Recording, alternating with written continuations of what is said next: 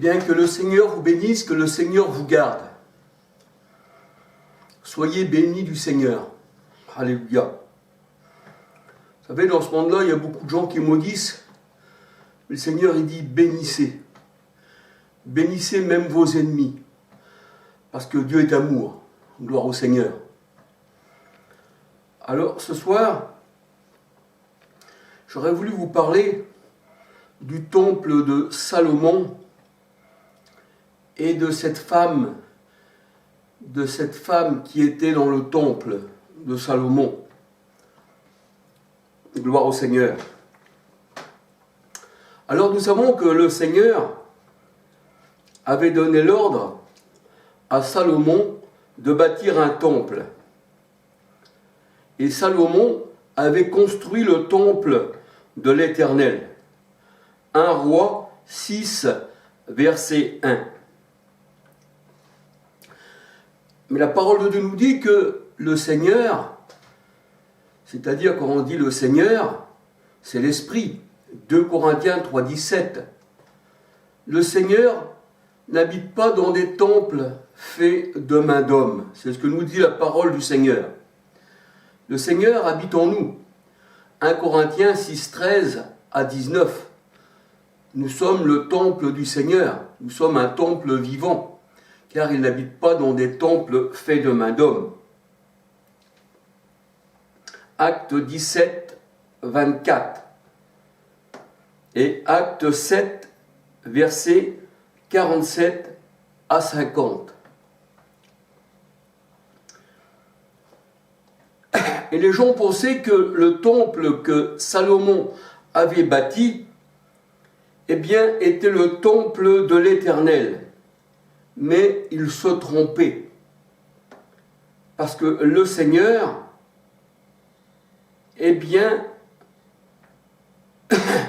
venait dans le temple que quand il y avait des personnes, mais il n'habitait pas un temple de pierre.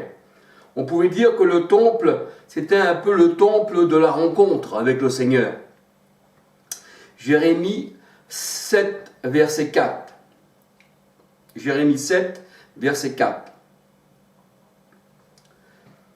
Le Seigneur lui-même, eh bien, a profané ce temple de l'orgueil.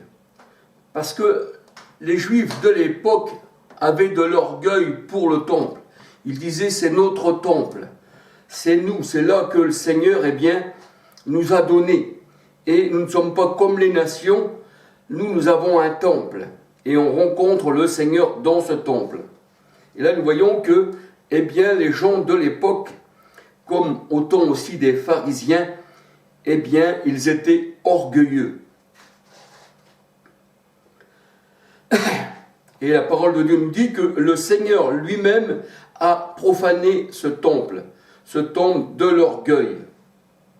L'orgueil, eh bien, des yeux des Israélites. Ézéchiel 24, verset 21 et Ézéchiel 7, verset 22-23. Et quand le Seigneur Jésus-Christ est venu, bien sûr, comme il parlait aux pharisiens, il disait qu'il y avait là plus que le temple. Matthieu 12, verset 6, 7, 8. Il y avait là plus que le temple. La parole de Dieu nous dit que les cieux des cieux ne peuvent contenir le Seigneur. C'est-à-dire, il se trouve partout. Il n'y a pas un endroit où il peut être contenu. Ça veut dire qu'il est partout à la fois. Ça veut dire, si on monte aux cieux, il est là. Si on va en bas, dans l'abîme, il est là. La parole de Dieu, elle dit qu'il est autour de nous, il est partout à la fois. Et les cieux des cieux, bien sûr, ne peuvent contenir le Seigneur. 2 Chroniques 2, versets 5-6. Deutéronome 4, verset 39.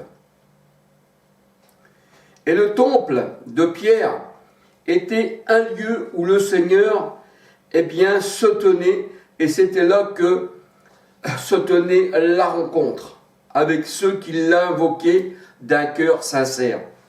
1 Roi 8, versets 27 à 55. C'était là que le Seigneur se tenait. C'était bien comme la tente de la rencontre. C'est là que le Seigneur se tenait. Et à chaque fois que on voulait consulter le Seigneur, on rentrait dans le temple, selon la volonté du Seigneur, et le Seigneur, écoutait les Israélites dans le temple. 1 Roi 8, versets 27 à 55. Le Seigneur dit que si les Israélites abandonnaient sa loi, le Seigneur détruirait le temple. Parce que le Seigneur dit, si vous marchez selon mes lois, alors je vous bénirai, mais si vous ne marchez pas selon mes lois, alors je vous maudirai. Deutéronome 28, versets 1 à 68. Et là, le Seigneur, il dit qu'il détruirait le temple si on ne marche pas, c'est-à-dire les Israélites ne marchaient pas selon sa loi. 1 Roi 9, versets 1 à 9. Matthieu 24, versets 1, 2, 3. Pour cela que le Seigneur Jésus-Christ disait, il ne restera pas pierre sur pierre de ce temple.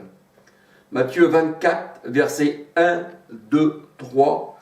Et Michée 3, 12, il dit qu'il a fait de Jérusalem une ruine. Michée 3, verset 12. Et il est vrai que la loi du Seigneur a cessé. La loi du Seigneur a cessé. Les Israélites ont abandonné la loi du Seigneur. Et le Seigneur dit que si les lois deviennent à cesser, pour les Israélites, le Seigneur les abandonnerait. Jérémie 31, versets 36, 37. Et c'est pour ça que quand le Seigneur Jésus-Christ s'est présenté devant les pharisiens, ils avaient annulé la loi de Dieu au sujet de leur tradition. Le Seigneur a dit, ils me louent des lèvres, mais ils m'ont abandonné. Leur cœur n'est pas à moi. Dans leur cœur, il n'y a pas mes lois. C'est pour ça que le Seigneur dit qu'il avait mis ses lois dans notre cœur.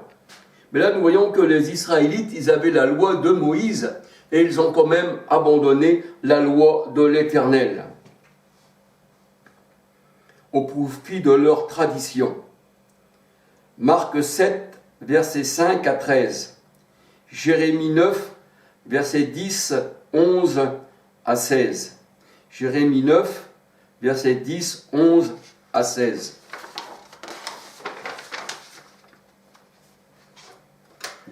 La parole de Dieu nous dit que Salomon, bien malgré qu'il avait fait le temple, il avait été entraîné par ses femmes, par des étrangères. Parce que Salomon avait 1000 femmes. Et ces femmes, représentaient les religions du monde. Parce que chaque femme représentait, un royaume avec ses religions. Et il avait épousé aussi la fille, de Pharaon. Et ils adoraient, dans le temple de l'Éternel, ils adoraient, Tammuz. Et aussi les chars, du soleil. 1 Roi 11, versets 1 à 11. 1 Roi 11, versets 1 à 11. Nous voyons que Salomon s'est laissé entraîner par ses femmes à adorer les dieux étrangers. C'est pour ça que le Seigneur, dans sa parole, il préfère que s'il y a un mariage, bien sûr, que le chrétien et la chrétienne, se marient avec quelqu'un qui croit au Seigneur. Parce que des fois, on peut être entraîné par des étrangères. Aussi bien je parle un homme qui se marie avec une femme, mais aussi bien des fois une femme qui se marie avec un homme, et vice-versa.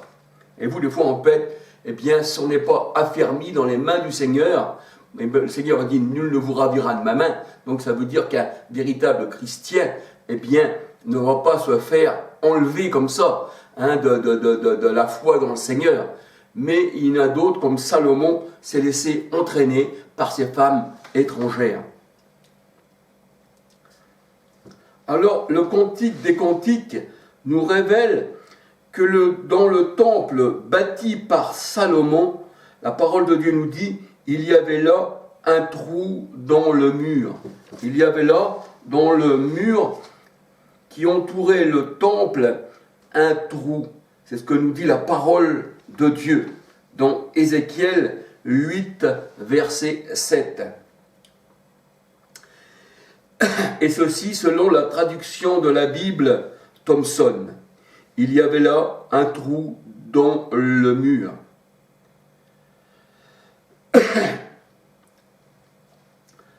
Alors le trou dans le mur représente une partie lézardée, une fissure dans le mur.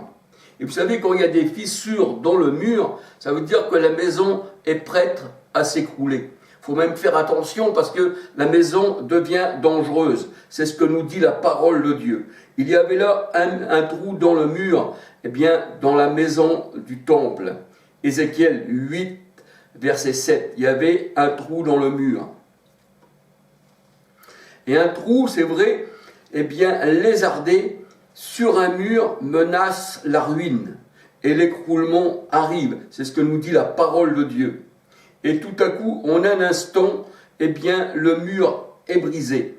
Et il est brisé comme le vase du potier, que l'on casse sans ménagement. C'est ce que nous dit la parole de Dieu. Dans Ésaïe 30, versets 13, 14, 15.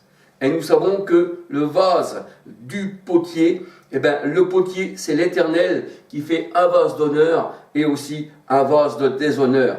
Et le vase de déshonneur, eh bien, il est fait pour être brisé. C'est pour ça que le Seigneur, il dit dans sa parole, « J'ai fait le méchant pour le jour du malheur ».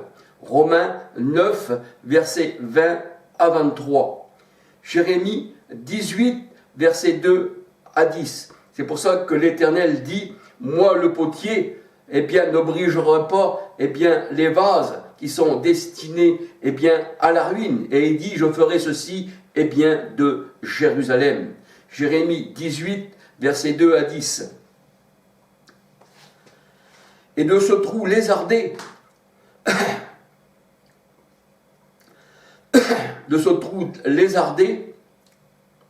et d'où l'on voyait les Juifs en train d'adorer et à rendre un culte aux dieux d'Égypte et du monde. Et bien là, de ce trou lézardé, eh bien, on regardait et on voyait, eh bien, les Israélites, eh bien, adorer les dieux d'Égypte et les femmes pleuraient Tammuz. Vous voyez, par ce trou. Ézéchiel 8, versets 7 à 18. C'est ce qu'il voyait Ézéchiel. Et au temps même du Seigneur Jésus-Christ, eh bien, le temple était une caverne de voleurs. Il n'avait pas changé. Matthieu 21, versets 12-13. Mais de ce temple,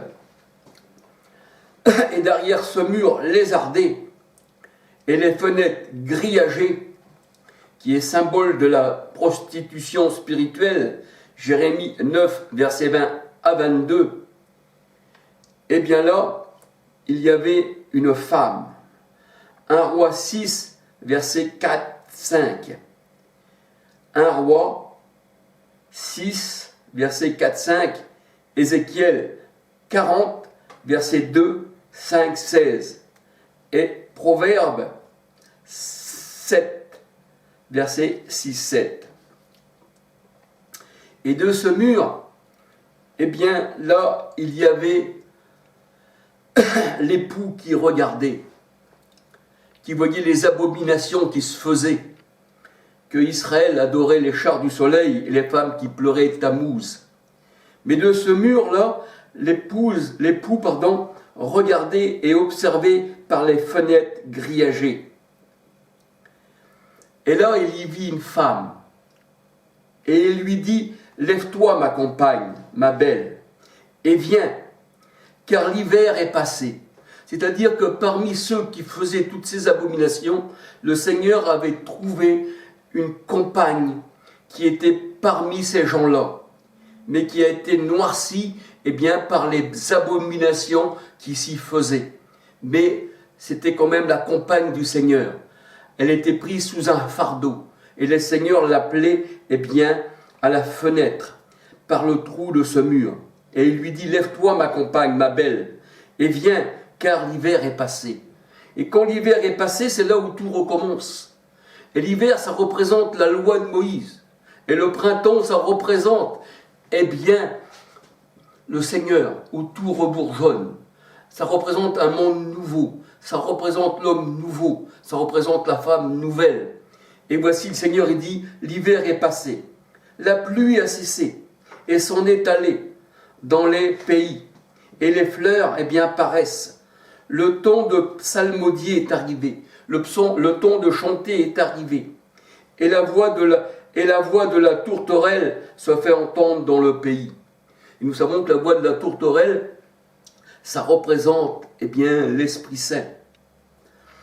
Pas l'Esprit selon les catholiques. Parce que selon les catholiques, l'Esprit Saint, c'est Marie. Mais là, la voix de la tourterelle, ça représente l'Esprit Saint. Ça représente le Seigneur. Et elle se fait entendre dans le pays. Le figuier, la parole de Dieu nous dit, donne ses premiers fruits. Et bien là, nous voyons que le Seigneur avait été à un figuier et il n'avait pas trouvé de fruits. Parce que pourquoi? Ce n'était pas la saison. Et le Seigneur, il devait trouver Israël qui donnait du fruit en toute saison. Mais là, ce n'était pas la saison et il a été maudit. Et là, le Seigneur, il dit, quand il arrive là, il dit, le figuier donne ses premiers fruits et la vigne est en fleur. Elle exalte ses parfums. Lève-toi, ma compagne, ma belle, et viens, ma colombe. Les petits renards ont été saisis, car ils mangeaient la vigne en fleurs. Et nous savons que les renards qui mangeaient la vigne, c'était les pharisiens. C'est pour ça que le Seigneur a dit, la vigne vous sera enlevée et je la donnerai à d'autres. Et le Seigneur, il nous l'a donné à nous qui sommes païens convertis au Seigneur, et aussi aux Juifs convertis, qu'il a fait qu'un seul peuple. Cantique des Cantiques, 2, versets 9 à 17. Cantique des Cantiques, 2, verset 15. Et les petits renards qui ravageaient la vigne, c'étaient les pharisiens. Matthieu 21, versets 33 à 46. Et le Seigneur, il dit, la parole de Dieu nous dit, que celle que le Seigneur appelait derrière le mur, elle était noire. Elle était noire. Et elle disait, cette femme, c'est le soleil qui m'a brûlé. Et en un sens spirituel, elle était noire dans son état spirituel. C'était le soleil, c'était l'Égypte, c'était Pharaon, c'était les hommes qui, adoraient le soleil, qui l'avaient mis dans cet état. Et elle se trouvait parmi les dieux égyptiens. C'est pour ça que le Seigneur, il regardait et il voyait tout ce que se faisait derrière, ce mur. Il regardait, comme Ézéchiel regardait, dans le trou lézardé. Alors elle se trouvait parmi les dieux égyptiens qui l'avaient rendu noir ou noirci de péché. Là, je ne parle pas d'une couleur spécialement, parce que le Seigneur a fait tous les hommes à son image. Gloire au Seigneur. Donc là, je parle du noir dans le cœur. Je suis noir, mais je suis belle. Là, nous voyons que le Seigneur, malgré sa noirceur spirituelle, il la voyait belle. Cantique des Cantiques 1, verset 5-6. On était noir, c'est pour ça que le Seigneur aussi, quand il a vu Saul de Tarse, sur le chemin de Damas, avec encore des lettres dans ses mains, pour martyriser l'Église, le Seigneur, malgré tout, il le voyait, comme un ange, on peut dire. Parce que pourquoi? Il ne savait pas qu'il luttait contre le Seigneur. Et Paul, eh bien, était aussi un élu du Seigneur. Voyez-vous, c'était un élu. Il ne le connaissait pas, il était dans la secte pharisienne, il était devenu noir, il avait sur ses yeux des écailles. Et quand il s'est tourné vers le Seigneur, dans Acte 9, eh bien, les écailles ont tombé de ses yeux. Eh bien là, c'est pareil. On voit que la Sulamite, eh bien, elle avait besoin d'être nettoyée dans son cœur. Elle était belle aux yeux du Seigneur, mais elle était noire. C'était le soleil qui l'avait brûlée. Et le Seigneur, il dit, la parole de Dieu nous dit, elle était, eh bien, comme une jument attelée au char de Pharaon. Donc elle était esclave. Elle était attachée au phare de Pharaon. Elle était attachée au char de Pharaon, pardon, elle était esclave. Et là, le Seigneur, eh bien, il l'a enlevé de son esclavage. Cantique des Cantiques 1, verset 9. Elle était parmi les épines. Et nous savons dans la parole de Dieu que l'homme, eh bien, est comme un buisson d'épines. C'est écrit dans la parole de Dieu, dans Matthieu 7, 15 à 20. Elle était parmi les épines. Elle était comme un lys parmi les épines. Ma belle, tu es comme un lys parmi les épines, parmi les filles de Jérusalem. Ézéchiel 8, 14.